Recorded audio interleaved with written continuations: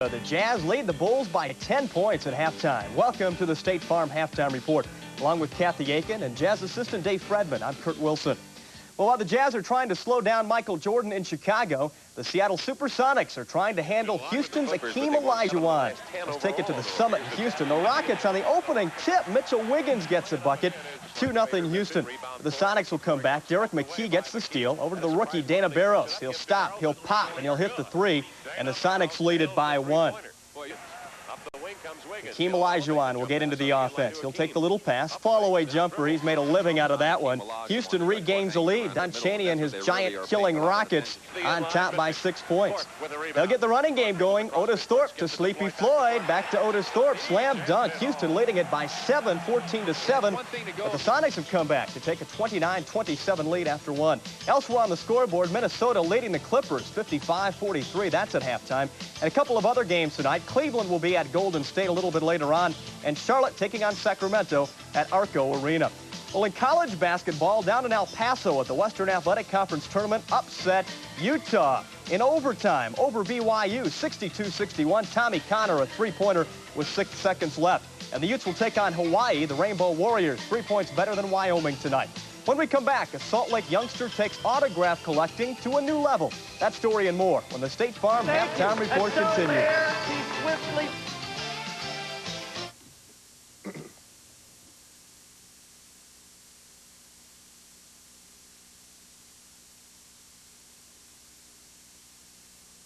Thank you. And so, Mayor, these swiftly flowing currents create energy, which in turn creates power, which in turn brings electric light to every house in the valley. That's very impressive, Calvin. Thank you, sir. But the contract calls for bringing Bud Light to the valley. No wonder we're over budget. Bud Light won't fill you up, never lets you down. Which in turn keeps the Bud Light cold. Everything else is just a light.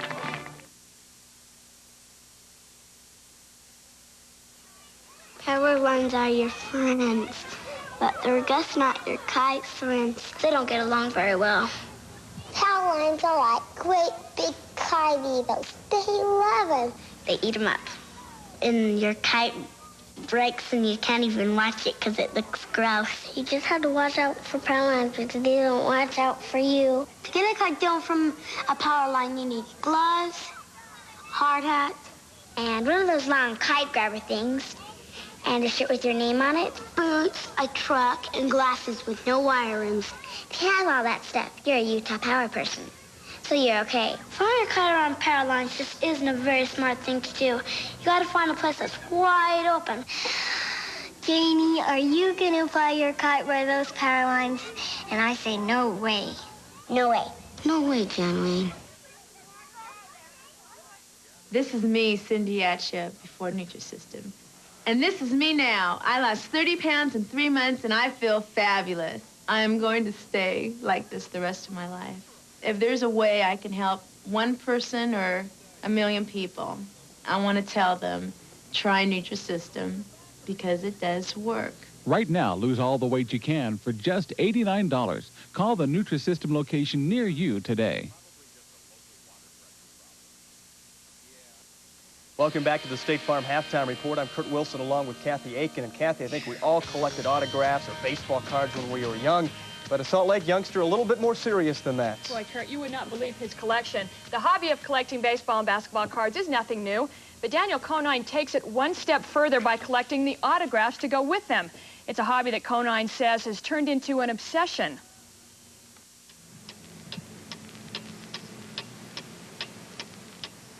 It's relatively quiet in the Saw Palace Arena 2 hours before game time, but out in the halls, Could you please sign this? 14-year-old Daniel Conine is scrambling for autographs. It's something to do, and it's fun. I enjoy it. It's just a habit I can't quit. Daniel's habit of collecting autographs began 3 years ago. Since then, Daniel, with the help of his mother, has collected over 3,000. So we usually try to get here, like around 5. And we stay till 6 and get all the players. There's been times that, if he needed Carl for something, it's 11 or 11:15 when we leave. And those are my basketball cards. When they arrive home, Daniel adds his latest finds to his collection. one that includes the president, an astronaut, and an ex-Marine. But his passion is sports. Okay, and these are my baseball cards that I've gotten through over the years.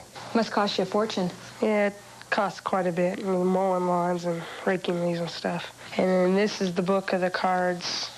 Some of my best ones, like there's Cream and there's Magics and some Bo Jackson. There's Jordan. But the one autograph that has eluded him for 3 years is Larry Bird. I'm nervous. Really nervous. But on a Wednesday night in February, Daniel tried again. Larry, could you please sign this?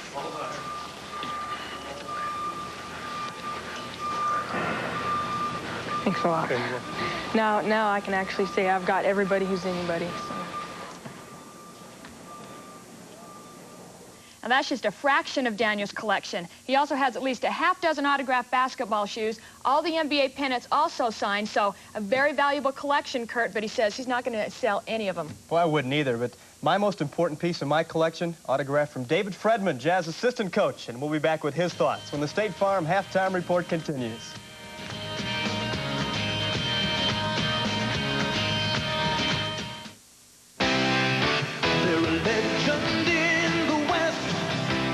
Gathering kind of place.